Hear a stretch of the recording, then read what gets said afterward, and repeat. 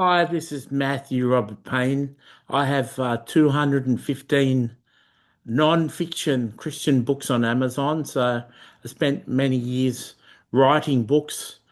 This is one of 6,100 videos I have on YouTube. So I'm a gifted teacher. This is a video where I'm going to read a small chapter of a book that my co-author has written, and it's it'll be called "Pursuing a High Level Connection with God the Father." Um, so this analogy and description of the analogy has been taken from a series of interviews we've done with God the Father on my channel, spanning close to 400 interviews with God, with 2 to 3 thousand questions. And in the course of answering the questions, God uses analogies to push home his points. And my co-author is putting together a series of 8 books with all the analogies, or many of the analogies being quoted. So this comes from book 2 of her book on the analogies. And if you look in the description tag, I'll have the Australian Amazon link to the book, and you can look up the title of the book on your own country's Amazon and type it in and get the Kindle book. The Kindle book is 99 cents, so I really encourage you to get it. Uh, some books that you read are very deep, and you just can't read the whole book in one sitting. There's too much to digest. They're really profound and deep, and there's very few books like that. And I found this book to be the case, and I really encourage you to follow Tolu Sarah Johnson, my co-author, and I really encourage you to get this book.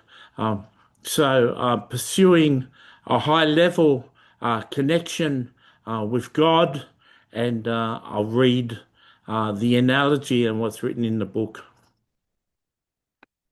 Uh, so it's called Analogy 18 in book number 2, The High Level Connection. The analogy, so this is God speaking.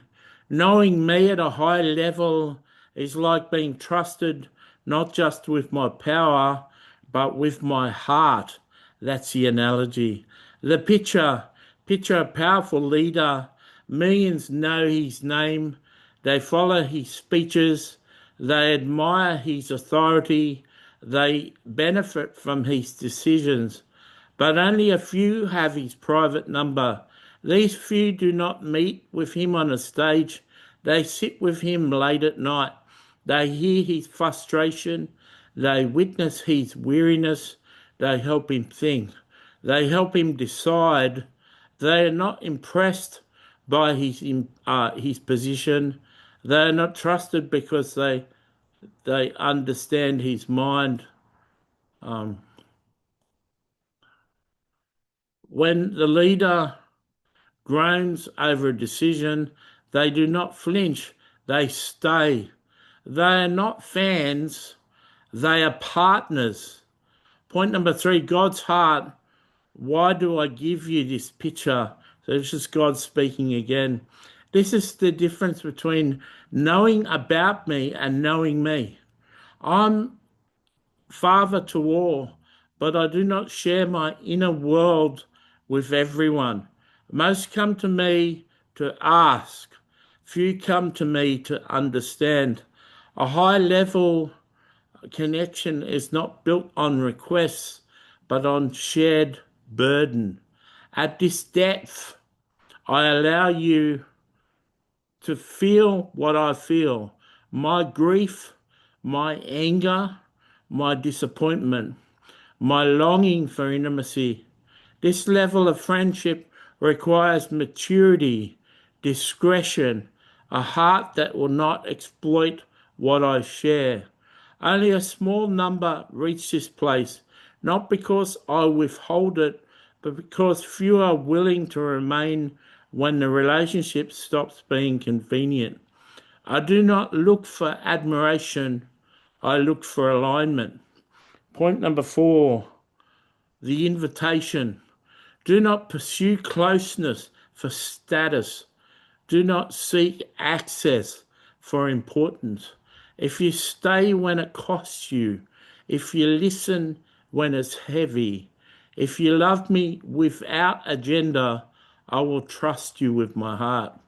So they're the words from God the Father, and I found personally in the close to 400 interviews with God that God has very few friends. There's very few people in the universe that are personal friends with God, because approaching God is like a fly being attracted to a light bulb or a flame.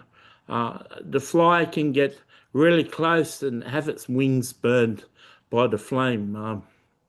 God is very upset. Let's say he's very angry and he's very depressed, and it's very difficult. It takes a lot of patience. It takes a lot of understanding to speak on a very deep and personal relationship with God, a deep and personal level with God. God is very angry with the state of the world, very angry with someone like Donald Trump stealing the oil off Venezuela. He's very unhappy with the way the world operates. He's very angry with the innocent people that are being abused in the world, and he's very upset with the state of the church, how it's run like a business. And it seems that no church actually teaches through the commandments of Jesus and teaches through the parables of Jesus. They all have a sense of religion and profit from religion, and there's many billions of dollars being spent on Christianity, but very few people actually walk and operate and behave like Jesus himself, which is the purpose of the gospel.